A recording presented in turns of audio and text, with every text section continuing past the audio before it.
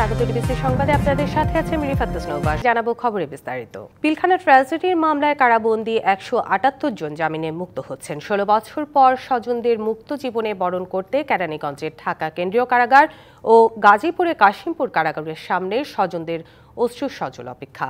আর মুক্ত জীবন ফিরে পেয়ে সাবেক বিডিআর সদস্যরা বলছেন, কি অপরাধে তারা জেল খেটেছেন তারা জানেন না। তাদের ওপর হওয়া অন্যায়ের বিচার চেয়েছেন তারা। আমার বার জীবন থেকে 16টা বছর নষ্ট হয়ে গেছে। অনেক কষ্টে দিনগুলো পার হয়েছে। এই 16 বছর থেকে বাবাকে দেখি না। আজকে স্পিচলেস আমরা। 16 বছর পর অপেক্ষার অবসান।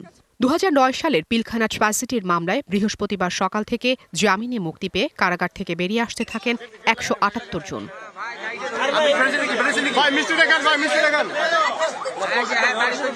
সাবেক বিডিআর সদস্যদের মুক্ত বাতাসে বরণ করে নিতে সকাল থেকে দেশের বিভিন্ন প্রান্ত থেকে কারাগারের সামনে ফুল হাতে অপেক্ষায় ছিলেন স্বজনরা।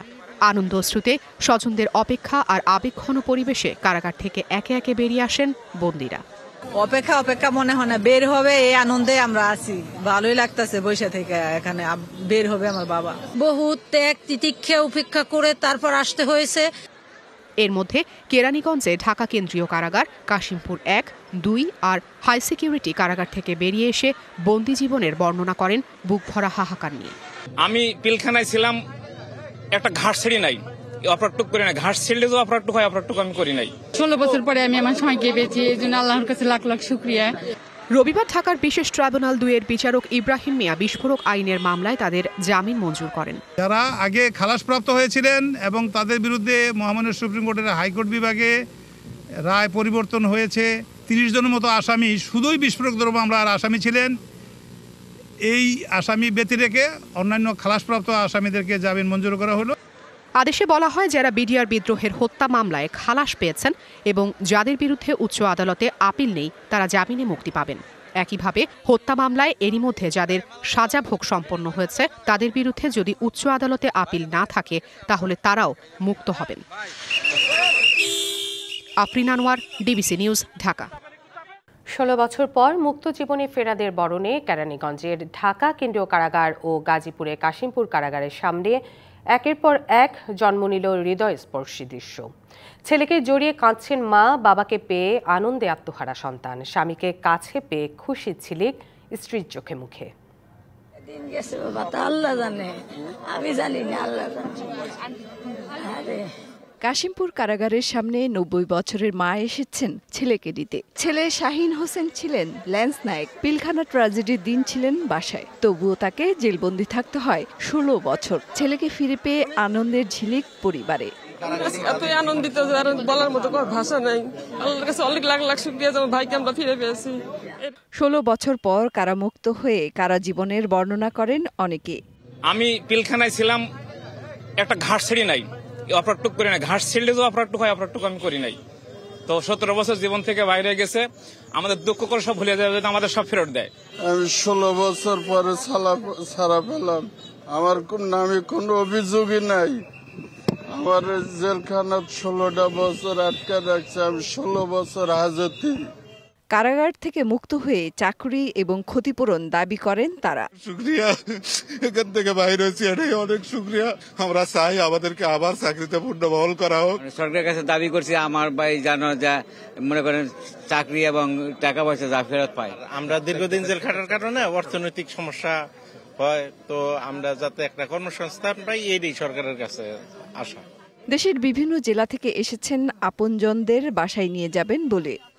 এখন প্রথমেই বলবো যে 16 বছর পরে আমি আমার সময়কে পেয়েছি, এই জন্য আল্লাহর কাছে লাখ লাখ শুকরিয়া। এতদিন পরে কাছে পেয়ে মনে হচ্ছে যে আজকে একটা ঈদের দিন, এরকম মনে হচ্ছে। কারণ আমরা 16টা বছর অনেক সাফার করছি। সাফারিংসের শুরুটা হচ্ছে সামাজিকভাবে, পারিবারিকভাবে, সব দিক থেকে আমরা সাফারিংস করছি। লাঞ্ছনা বাঞ্ছনা সবকিছুর, মানসিক টর্চার, সবকিছুর শিকার আমরা হয়েছি। ওনারা যে এত ভুক্তভোগী হইলো, ওনারা কিছু পাবে এটাই তো ওনাদের আশা। আমাদের ছেলে মেয়ে আমরা যত কষ্ট করেছি, এইরকম কষ্ট, নির্মম কষ্ট কেউ কোনোদিন করে নাই। 16 বছর আগে পিলখানা ট্র্যাজেডি কেড়ে নিয়েছে অনেকের তাজা প্রাণ। সেই হত্যাকাণ্ডের বিচার আজও শেষ হয়নি। এমন সমীকরণের মাঝেই 178 জন বিডিআর জওয়ান প্রশ্ন তুলেছেন তাদের জীবন থেকে কেড়ে নেয়া 16টি বছর নিয়ে। মেহের মনি, ডিবিসি নিউজ, ঢাকা। অন্তর্বর্তী সরকার বেশ কিছু বিষয়ে নিরপেক্ষতা পালন করতে পারছে না। নির্বাচন দিতে দেরি হলে তৃতীয় কোনো শক্তি মাথা চাড়া দিয়ে উঠতে পারে, এমন শঙ্কার কথা জানিয়েছেন বিএনপি মহাসচিব মির্জা ফখরুল ইসলাম আলমগীর। দুপুরে জাতীয় প্রেস ক্লাবে শহীদ আসাদের ৫৬তম শাহাদাত বার্ষিকী উপলক্ষে এক আলোচনায় তিনি আরও বলেন, নির্বাচনের আকাঙ্ক্ষাকে বিতর্কিত করলে জনগণ আবার অধিকার হারাবে। অভিজ্ঞতা আমরা দেখেছি যে এই ধরনের নির্বাচন যদি দ্রুত না হয়, সময় ক্ষেপণ করা হয়, তাহলে সেখানে অন্যান্য শক্তিগুলো মাথা চাড়া দিয়ে উঠতে থাকে। যে নির্বাচনে কে আসবে সেটা গুরুত্বপূর্ণ নয়, কিন্তু জনগণের অধিকারটা প্রতিষ্ঠিত হবে, সেটার জন্য কিন্তু আমরা লড়াই করেছি দীর্ঘ ১৫ বছর। জুলাই আগস্টের আন্দোলনকালে সংঘটিত নৃশংসতার বিষয়ে জাতিসংঘের তদন্ত প্রতিবেদন চূড়ান্ত পর্যায়ে রয়েছে এবং এটি ফেব্রুয়ারির মধ্যেই প্রকাশিত হবে বলে জানিয়েছেন জাতিসংঘের মানবাধিকার বিষয়ক হাই কমিশনার ভোলকার টার্ক। সুইজারল্যান্ডে দাভোস শহরে বিশ্ব অর্থনৈতিক ফোরামের বার্ষিক সভায় সাইড লাইনে বুধবার বাংলাদেশের অন্তর্বর্তী সরকারের প্রধান উপদেষ্টা ডক্টর মোহাম্মদ ইউনূসের সঙ্গে অনুষ্ঠিত এক বৈঠকে তিনি একথা জানান। এ সময় তিনি আরও জানান, প্রতিবেদনটি প্রকাশের আগে জাতিসংঘের মানবাধিকার দপ্তর থেকে এটি বাংলাদেশের সঙ্গে শেয়ার করা হবে। এছাড়া প্রধান উপদেষ্টা রোহিঙ্গা সংকট সমাধানে ইউএন মানবাধিকার প্রধানের সাহায্য কামনা করেন। চট্টগ্রাম সেনানিবাসে ইস্ট বেঙ্গল রেজিমেন্টের কর্নেল অফ দ্য রেজিমেন্ট হিসেবে অভিষিক্ত হলেন সেনাপ্রধান জেনারেল ওয়াকারুজ্জামান। সকালে শহীদ MR চৌধুরী প্যারেড গ্রাউন্ডে ঐতিহ্যবাহী ইস্ট বেঙ্গল রেজিমেন্টের ১৭তম কর্নেল অফ দ্য রেজিমেন্ট হিসেবে অভিষিক্ত হয়ে ইস্ট বেঙ্গল রেজিমেন্টের অভিভাবকত্ব গ্রহণ করেন সেনাপ্রধান। অভিষিক্ত হয়ে জেনারেল ওয়াকারুজ্জামান বলেন, বাংলাদেশ সেনাবাহিনীতে নতুন নতুন ইউনিট প্রতিষ্ঠা, আধুনিক অস্ত্র ও সরঞ্জামাদি সহ বহু উন্নয়ন ও কল্যাণমূলক কার্যক্রম অন্তর্ভুক্ত রয়েছে। চলমান এই প্রক্রিয়াকে আরও বেগবান ও আধুনিকায়ন করতে কাজ করার প্রত্যাশা ব্যক্ত করেন তিনি। জীবন জীবিকার তাগিদে অবিলম্বে বেক্সিমকো গ্রুপের বন্ধ হওয়া ১৬টি কারখানা খুলে দেওয়ার দাবি জানিয়েছেন শ্রমিক কর্মচারীরা। তাদের দাবি, এসব কারখানা বন্ধ হয়ে গেলে প্রায় ৪২,০০০ মানুষ বেকার হয়ে যাবে। সকালে রাজধানীর পল্টনে ক্যাপিটাল মার্কেট জার্নালিস্ট অ্যাসোসিয়েশনের সভাকক্ষে আয়োজিত সংবাদ সম্মেলনে এ দাবি জানানো হয়। কারখানাগুলো বন্ধ না করে সরকারি তত্ত্বাবধানে সচল রাখার দাবি জানান শ্রমিক কর্মচারীরা। প্রতিনিধিরা দাবি জানান, সরকার ব্যাংক সুবিধা চালু রাখলে উৎপাদন সচল রেখেও ঋণ পরিশোধ করা সম্ভব। এতে করে কারখানাও বন্ধ হবে না, বরং প্রায় ৪২,০০০ মানুষের রুটি রুজিও বন্ধ করতে হবে না। আজ ৬ মাস যাবৎ বেক্সিমকোর গার্মেন্টস ডিভিশনের সকল ব্যাংকিং ও এলসি সুবিধাও বন্ধ রয়েছে। অবিলম্বে আমাদের কারখানাগুলিকে খুলে দিয়ে ৪২,০০০ শ্রমিক কর্মচারী ও ১০ লক্ষ মানুষের খেয়ে পরে বেঁচে থাকার ব্যবস্থাটুকু আপনারা নিশ্চিত করবেন। যুক্তরাষ্ট্রে গ্রিন কার্ডের জন্য আবেদন করতে এখন থেকে আর করোনা টিকার সনদ দেখাতে হবে না। স্থানীয় সময় বুধবার এই ঘোষণা দিয়েছে যুক্তরাষ্ট্রের ডিপার্টমেন্ট অফ হোমল্যান্ড সিকিউরিটি। যুক্তরাষ্ট্রের নাগরিকত্ব ও অভিবাসন সংক্রান্ত পরিষেবা USCIS জানায়, স্থায়ী বাসিন্দাদের মর্যাদা চাওয়ার ক্ষেত্রে আবেদনকারীদের করোনা টিকা গ্রহণের প্রমাণ সংক্রান্ত যে কোনো বা সব প্রয়োজনীয় নথি জমা দেওয়া বাধ্যবাধকতা মওকুফ করা হয়েছে। ২০২১ সালে স্থায়ী বাসিন্দা হতে আবেদন বা গ্রিন কার্ডের জন্য করোনা টিকা নেওয়ার সনদ দেখানো বাধ্যতামূলক করে বাইডেন প্রশাসন। যুক্তরাষ্ট্র ও মেক্সিকোর দক্ষিণ সীমান্তে জরুরি অবস্থা জারির বাস্তবায়িত করতে যাচ্ছেন মার্কিন প্রেসিডেন্ট ডোনাল্ড ট্রাম্প। এরই মধ্যে অবৈধ অভিবাসী ঠেকাতে মোতায়েন করা হতে পারে ১০,০০০ মার্কিন সেনা। এ তথ্য নিশ্চিত করেছে আয়ারল্যান্ড ভিত্তিক জরিপ সংস্থা ইন্টারন্যাশনাল মেমো।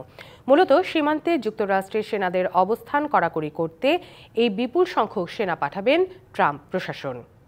একই সাথে এই দুই দেশের সীমান্তে দেয়াল নির্মাণে নিয়োজিত করা হবে ১৫০০ সেনাসহ বিমান সহায়তা। একজন সিনিয়র সামরিক কর্মকর্তা জানান, সীমান্তে সেনারা আইন প্রয়োগে জড়িত থাকবে না, প্রাথমিকভাবে শারীরিক বাধা এবং অন্যান্য সীমান্ত মিশন পরিচালনা করবে। ইতোমধ্যে একটি পৃথক আদেশ জারি করে যুক্তরাষ্ট্রের অভিবাসন প্রত্যাশীদের ভ্রমণ স্থগিত করা হয়েছে। এর আগে অনুপ্রবেশকারীদের অবৈধ এলিয়েন আখ্যা দিয়ে তাদের বিরুদ্ধে কঠোর ব্যবস্থার নির্দেশ দিয়েছে ট্রাম্প।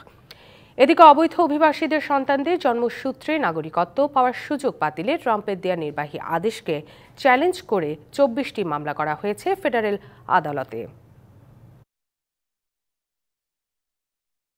সংবাদ এই ছিল এখনকার মতো। ডিবিসি নিউজের সংবাদগুলো পড়তে ভিজিট করুন dbcnews.tv আর ভিজিট করুন ডিবিসি নিউজের ফেসবুক পেজ এবং ইউটিউব চ্যানেলে। সঙ্গে থাকুন।